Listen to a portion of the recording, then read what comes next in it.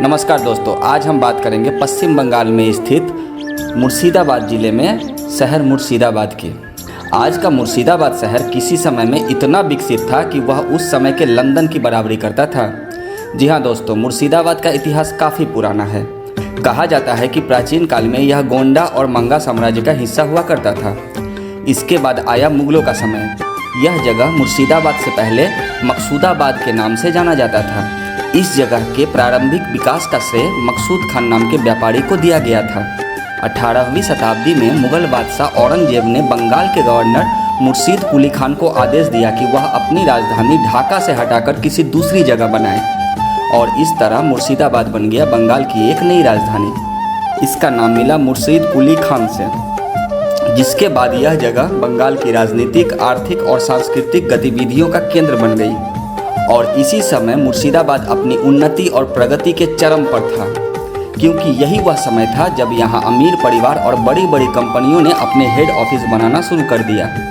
और इस तरह मुर्शीद कुली खान ने इस जगह को एक सफल औद्योगिक शहर के रूप में स्थापित कर दिया।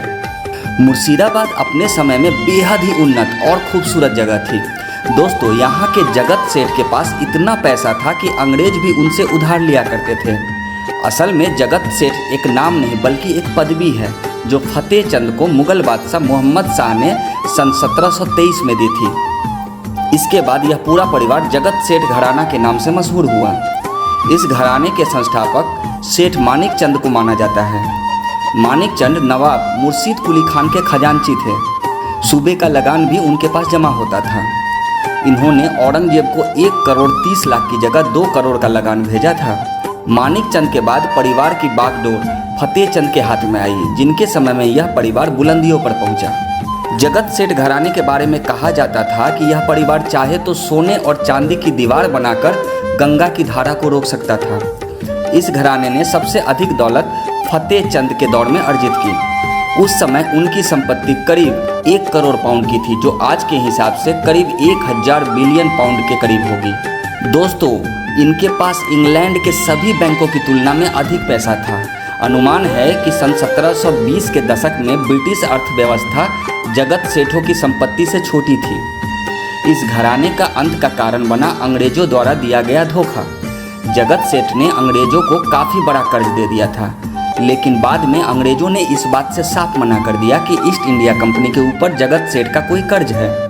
सन 1912 ईस्वी तक अंग्रेजों की तरफ से इस घराने के सेठों को जगत सेठ की उपाधि के साथ थोड़ी बहुत पेंशन मिलती रही, लेकिन बाद में यह पेंशन भी बंद हो गई।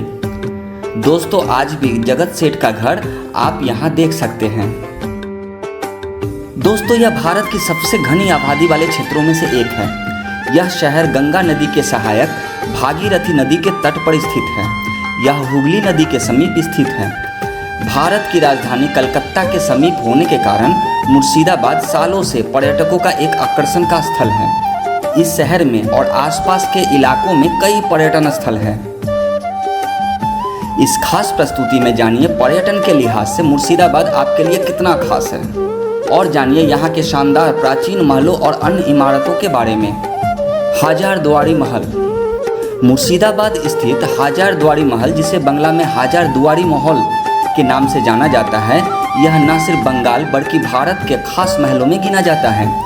इस 1000 द्वार वाले महल का निर्माण 19वीं शताब्दी के दौरान नवाब नजीम हुमायूं के शासनकाल में हुआ था, जब उनका बंगाल, बिहार और उड़ीसा में राज चलता था। दोस्तों, निजामत किले के सामने कभी पुराना किला हुआ करता था, जिसे ध्वस्त कर हाजारदुआरी महल की नींव रखी गई। इस आकर्षण संरचना को डंकन मैकलियोड नाम के एक विदेशी वास्तुकार ने बनाया था। वर्तमान में यह महल एक संग्रहालय के रूप में तब्दील कर दिया गया है, जिसमें अतीत से जुड़ी कई दुर्लभ वस्तुओं को प्रदर्शित किया गया है। निजामत इमामबाड़ा। हाजारदुआरी पैलेस के ठीक विपरीत मुर्शिदाबाद का दूसरा सबसे बड़ा आकर्षण निजामत इमामबाड़ा स्थित है। यहाँ कभी पुरानी मस्जिद को बंगाल के नवाब सिराजुद्दौला ने बनवाया था, जो 2 बार आगजनी का शिकार हुआ और नष्ट हो गया। जिसके बाद इमामबाड़ा नवाब नजीम मंसूर अली खान ने 1847 में बनवाया। पुरानी मदीना मस्जिद महल और निजामत इमामबाड़ा के बीच है। मुर्शिदाबाद की ऐतिहासिक भूमि में खड़ा यह इमामबाड़ा देश का सबसे बड़ा इमामबाड़ा है। कतरा मस्जिद। हजारदुआरी पैलेस और निजामत इमामबाड़ा के बाद कतरा मस्जिद को आप देख सकते हैं। कतरा मस्जिद में मूल रूप से 5 गुंबद और 4 मीनारें थी, जिनमें से कुछ हिस्से 1857 के भूकंप में नष्ट हो गए थे। कतरा मस्जिद नवाब मुर्शीद कुली खान की मकबरा है, जिन्हें मुख्य प्रवेश द्वार की तरफ जाती सीढ़ियों के नीचे दफनाया गया है। यह मस्जिद इस्लामिक शिक्षा के लिए जाना जाता है, जिसमें 2000 छात्रों के बैठने की क्षमता है। ऐतिहासिक भ्रमण के लिए आप इस प्राचीन मस्जिद की सैर कर सकते हैं। काठगोला। काठगोला सामूहिक रूप से काठगोला गार्डन, काठगोला पैलेस और काठगोला मंदिर प्रदर्शित करती है। लगभग 30 एकड़ की जमीन में फैले इस क्षेत्र में बड़े पैमाने पर आम की खेती की जाती है। काठगोला मंदिर भगवान आदिश्वर को समर्पित है। इस मंदिर में रखी मूर्तियां 900 वर्ष पुरानी बताई जाती है। वहीं काठगोला महल भी अपनी भव्यता के लिए काफ़ी मशहूर है। 4 मंजिला यह महल अपनी उत्कृष्ट वास्तुकला के लिए जाना जाता है। काठगोला एक बहुत ही शानदार जगह है, जहां आप अपनी मानसिक और शारीरिक थकान उतार सकते हैं। खुशबाग। मुर्शिदाबाद के अधिकतर नवाबों ने यहीं के महलों में अपनी आखिरी सांस ली, इसलिए उनके परिवार के साथ यहाँ दफनाया गया। यहाँ कई कब्रिस्तान मौजूद हैं, जिनमें से एक है खुशबाग यानी खुशी का बाग, जहाँ मृत्यु के बाद नवाब अलवर्दी खान और नवाब सिराजुद्दौला को उनके परिवार के साथ दफनाया गया था। यहाँ एक जफरगंज नाम का भी कब्रिस्तान मौजूद है, जहाँ नजफी वंश के बाद के नवाबों को दफनाया गया था। इसके अलावा आप देख सकते हैं मोती झील और उसके पास बनी पुरानी इमारतें। यहाँ एक महल है जिसका नाम है नमक हराम देवड़ी, जिसे मीर जाफर की महल और मेन गेट के रूप में भी जाना जाता है। इसके बारे में एक बात यह भी कही जाती है कि यही वह जगह है जहाँ सिराजुद्दौला का कत्ल हुआ था। इसके अलावा यहाँ शाहजहाँ के समय का एक तोप भी है, जो अपने समय में महाविनाशकारी तोपों में से एक है, जिसका नाम जहान कोर्स है, जिसे डिस्ट्रॉयर ऑफ द वर्ल्ड के नाम से भी जाना जाता है। तो दोस्तों, यह थी मुर्शिदाबाद शहर के बारे में कुछ अहम जानकारियाँ।